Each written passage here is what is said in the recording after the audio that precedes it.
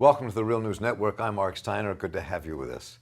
Robert Scheer is the editor-in-chief of Truthdig. He's also professor at the University of Southern California's Annenberg School of Communication and Journalism and host of KCRW's podcast, Scheer Intelligence. For decades, Bob was the national correspondent and then columnist for the Los Angeles Times. He's the author of numerous books, including The Great American Stick-Up, The Pornography of Power, and most recently, They Know Everything About You, How Data Collection Corporations and Shopping Government Agencies Are Destroying Democracy. And Bob, welcome. Good to have you with us.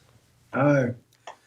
So we are here today to talk about Ron Dellums, who passed away on Monday at 82 from cancer. He was probably one of the most radical and revolutionary thinkers as a congressman from Berkeley, from Oakland, who just set a trend and just set a new bar for what it meant to stand for people's rights. And Bob Scheer is with us because he's known him since 1966 when Bob ran for Congress and scared the Democrats to death because he almost won that race. So Bob, take us back to 66 and how you met Ron Dellums in the beginning. Yeah, Ron Dellums is a product of Oakland, and people on the East Coast maybe don't understand that here on the West Coast we had a very strong tradition of labor movement, the longshoremen. We had a very strong, the sleeping car porters. Ron Dellums' uncle, R.V. Dellums, there's a statue to him at the train station in Oakland because he was right up there with A. Philip Randolph organizing the sleeping car porters. And remember, that was a segregated activity. Couldn't be black and be a conductor. You were relegated to being a porter. But these guys traveled all over the country, and they were really at the heart of the early civil rights movement before Martin Luther King was even around. And R.V. Dellums, Ron Dellums' uncle, was very involved in that. So Dellums grew up in a tradition of pro-labor, pro-civil rights awareness in Oakland. There had been a tremendous migration of black people from the South as a result of the war to work in the defense industry, to be in the military, and so forth. And when I met Dellums, he had already been in the Marines. He knew quite a bit about the military, and he was a very dynamic person, and he was working for they call themselves the Young Turks, a guy who was challenging some of the political establishment here, certainly the white establishment that was quite conservative, and then also part of the black establishment that kind of got settled in its ways. And where I met him, and he describes this scene in Berkeley and Oakland and East Bay quite vividly in some of his speeches. He said there was a connection between different movements. There was the beginning, first of all, of the peace movement, of the strong civil rights movement, but there also was the women's movement, the gay movement, and so forth. You could go down the list. There were the Brown Berets and awakening because of what had happened with the farm workers and development of a consciousness about that. And as Dellums describes it quite eloquently, we all had to listen to each other. We were in close proximity, and we heard each other's messages. And I remember hearing Dellums speak the first time when he was pushing this other candidate, and I said, "Hey, you're better than these other guys. Why aren't you the candidate?" And he didn't forget that. On the other hand, I think I had already been in Vietnam for Ramparts magazine. I'd been there several times. I'd written about it, and my big issue was end the war in Vietnam. It's genocidal, it's madness, but also the money being spent and the lives being wasted. There were lives being wasted from Berkeley, from Oakland, East Bay, but also the money. We weren't going to have a poverty program. Lyndon Johnson had promised a poverty program, but the money was not available. Well, Dellums took that message, I must say, and he ran with it. He got his own candidate to espouse those views.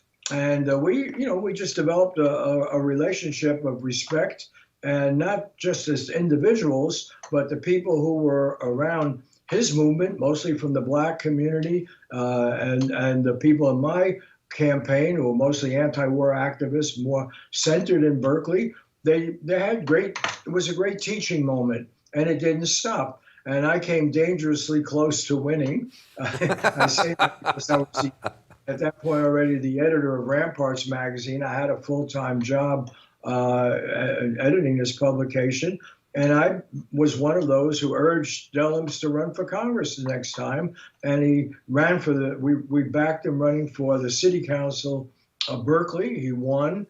And then 4 years after that, in 70, he ran for Congress and won. And I must say, I've interviewed a lot of politicians in my life, a lot of people, but Dellums was the real deal. Dellums was a person of incredible conviction. Never even thought about selling out.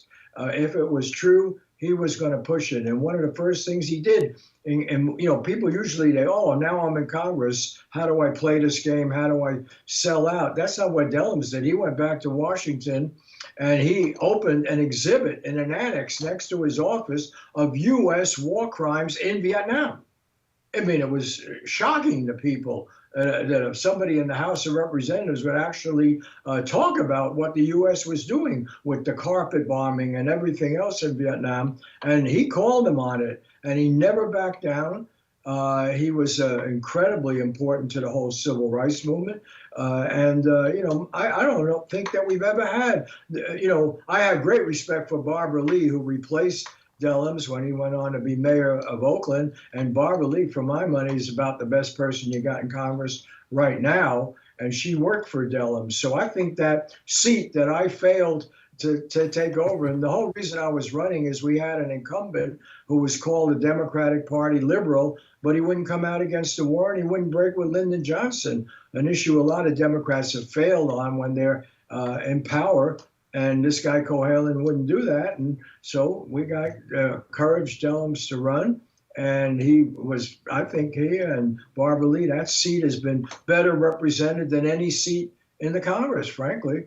So if we talk about Ron Dellums and what he meant for this country and for the U.S. Congress, I mean, he, as you said, he never bent on his principles, though he also knew how to talk to people who didn't agree with. I mean, his demeanor, the power of his speech, the way he stood for his principles, and the way he could cross the aisle when needed. I mean, there's a real lesson in how Ron Dellums served his people and served us in America that I think we should not get lost in all this. Yeah, that's why I call Dellums the real deal. I know when I was running for Congress, I had to give the same speech 7 times a day. You kind of lose yourself. You go for the applause line. And Dellums has such a deep well of commitment, all right?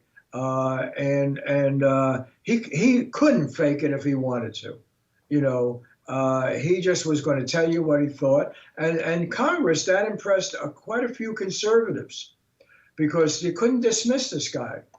First of all, he'd been willing to serve his country. He'd been in the Marines. He paid that price.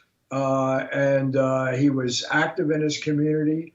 He was not coming from some privileged background or anything. And so whether he was in the House of Representatives or he was in a church, be it a white or black church in Oakland or anywhere around, talking to students, talking to business people, labor unions and so forth, you got the real deal. He wasn't faking it. And he told you how he figured it out. And he made it very down to earth. This is the way it's playing out. This is what I've seen. And you know what? This war is criminal. That's why he joined with Bertrand Russell and Jean-Paul Sartre to have war crimes tribunal. He supported all that. And he said, no, my government is committing war crimes. I'm going to call my government out. My government is racist in its practice, and the war on poverty is not fully addressing that. I'm going to call that out. But he was not into making enemies. He went wherever anybody would invite him. He went and he was open with people. And so he was that ideal progressive politician. And we're starting to see some now. I think Bernie Sanders had a lot of that quality. We've seen some people win recently. In my old neighborhood in the Bronx, you got a great candidate up there. Actually, it's my district I grew up in. And I know you've had stories on her campaign. And so we're starting to see some really good models of progressive activity. But the key words that came out of Berkeley and Oakland back in those days was don't sell out. Don't sell out. Politicians sell out routinely. People who claim to be progressive sell out routinely. And Dellums stood for, he said, no, I come from a community where they'll chop my head off if I sell out. He said, and I'm not inclined to. And that was his great strength. And he studied the issues. He knew what he was talking about. And he didn't back off. And he said, being progressive is as American as apple pie. Being anti-racist is as American apple pie. And I know America's not great because we had slavery and segregation and we've had needless wars and so forth. I'm going to call out my country, but I'm going to work with anybody who work with me on a progressive agenda. And he enlisted remarkable support from conservatives. And like one issue that he deserves an incredible amount of credit is the ending of apartheid in South Africa. And Nelson Mandela singled out Ron Dellums as the one member of the U.S. Congress that really carried that battle at a time when Nelson Mandela was being red-baited and called a terrorist and everything else. It was Ron Dellums who really made that a huge issue. And I happened to be in Oakland, and I was also in L.A. when Nelson Mandela came to speak here to 55,000 people down in Oakland. I think it was closer to 100,000 at the Coliseum. And, he singled Dellums. He had Dellums at his side as really one of, maybe his main ally in the United States in educating the American people to the evil of apartheid. I think as we wind this down, it's really important what you just raised, I think, because Ron Dellums introduced the sanctions bill against South Africa, pushed it. It was going to be vetoed but overridden, and if it wasn't for Ron Dellums, the sanctions may never have taken place against South Africa. And that's a real feat for an African-American congressman who's very progressive, and a radical thinker to have done that. That was a huge thing you were just describing. Not some minor detail. Can I just make one point? And Dellums has made this point. Yes, I was one of the first individuals to actually be talking to him about Vietnam. But a year after I ran for Congress, Martin Luther King got up at Riverside Church in New York, and said, my government is the major purveyor of violence in the world today. He said, how can I go into the black community, north or south, and talk about nonviolence as I do? And my government is ordering these people to go off and fight in a horribly unnecessary, brutal war. And when Martin Luther King, and Dellums gave a very powerful speech just a few years ago about this, when Martin Luther King criticized his government and broke his relation with Lyndon Johnson, a lot of the black leadership said, Martin, they used those words, stay in your lane, talk about civil rights, don't talk about war and peace. And Martin Luther King said, no, you can't do that. If we're going to be a warlike nation, we're going to train warriors here, and we're not going to have the resources to live in peace. And that was his basic message very late in his life, a year before he was assassinated. And there wasn't any person in this country more influenced by that speech, and he had said it over and over, than Ron Dellums. Ron Dellums really picked up the legacy of Martin Luther King. Everybody else wanted to make him into a bland, a statue, non-controversial. No, Martin Luther King was hounded to his death by the FBI. They sent threatening fake letters exposing him and everything, J. Edgar Hoover.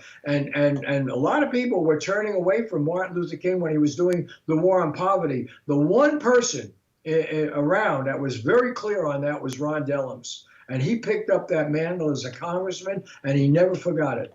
So before we take leave here, Bob Scheer, there's one last piece I want to ask you, which I think is really important, which is the legacy. We can look at the legacy of Ron Dellums as a congressman, as a political leader, and we can think about it as the past. But in many ways, he's the root, and men and women like him are the root of what we're seeing today take place in our electoral system in terms of the young people and other people who are running as progressives and radicals saying there's a different way of doing things. So Dellums' legacy is really critical, I think, for people to understand and get as we move forward with politics in America right now. Yeah, and what is involved is being authentic with the people who support you. I'm blocking on this woman's name who won in the Bronx. Help me here. Ocasio-Cortez. Yes, and what she said during her campaign is, look, I'm from these people. I'm not going to abandon them. And a lot of people can say that, but they don't live up to it. She lived up in the campaign and she knocked off the #4 guy in the whole Democratic Party. I know that district. I go back there all the time. I grew up in that district and the Bronx part of it and everything. And man, that district, those people need help. Those people are hurting, and they've been abandoned by the leadership of both parties. They've been betrayed not only by the Democratic leadership, the Republican leadership, even by the mass media. I once went back there, way back when Jimmy Carter was president, and said, "What happened to the Bronx?" The New York Times didn't even cover it. And here we have a woman who's now going to be a congresswoman from that district who says, "Don't forget these people." That's what Dellums did. He said, look, life is hard in Oakland. It's hard in a large part of the Bay Area, and it's hard because you're wasting money elsewhere and you're ignoring them, and my party is ignoring them. And Dellums never forgot that. And the real message is, again, don't sell out. And that Dellums he's the guy, if you remember anything about Dellums, he said, I'm never going to forget the energy, the commitment, the belief that people placed in me and having me run for Congress and helping me win. And that's, by the way, let me just say a word about Barbara Lee, who replaced him, because she's a disciple of Dellums. Barbara Lee was the one person who stood out and voted against that first Iraq War. And that was in the tribute to this district. And I mean, the going to war meaninglessly. She was the one person who, and people in the district here, they had bumper stickers, the second Iraq War, they had bumper stickers saying, Barbara Lee speaks for me. They used to have Ron Dellums speaks for me. So taking it up to the president, if you want a model, I would say to honor Ron Dellums, honor Barbara Lee, who really has carried his torch. Well, Bob Scheer, I want to thank you so much for helping us remember Ron Dellums and also to think about the future that he is the embodiment of for where we have to take our country and where the political movement has to go. Bob, good to talk to you. Thank you so much for joining us here on Real News. And I'm Mark Steiner here for the Real News Network. Thank you so much for joining us. Keep Dellums' dream alive.